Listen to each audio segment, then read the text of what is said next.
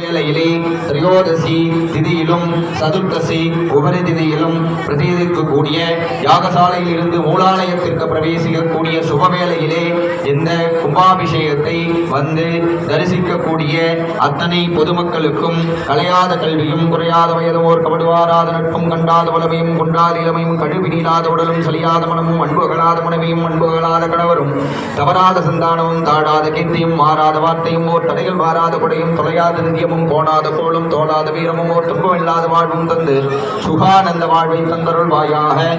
எல்லாம் உள்ள வில்லியம் மிகா பரமேஸ்வரி யாகசாலையில் இருந்து மூலாலயத்திற்கு பிரவேசிக்கக்கூடிய வேளையிலே அன்னதானம், கோதானம், பூதானம், சொர்ணதானம் முதலிய அனைத்து வகையான தானங்களையும் செய்வித்து எல்லாம் உள்ள பரமேஸ்வரி அம்பிகையினுடைய வில்லியம்பிகையினுடைய திருவருள் பெருங்கருணைக்கு பாத்தியமாகின்றோம். அம்பிகை பாலாலயத்திலிருந்து யாகசாலைக்கு வரும்போது ஒரு யாத்ராதானம். இப்போ தில்லையில தேர் ஓடுதுன்னு பார்த்தீங்கன்னா அதுக்கு யாத்ராதானம்னு சொல்லுவாங்க. பத்திரிகையில் பார்த்தீங்கன்னா யாத்ராதானம்னு போட்டுருவாங்க. திரும்ப யாகசாலையிலிருந்து மூலாலயத்துக்கு போகும்போது ஒரு யாத்ராதானம்.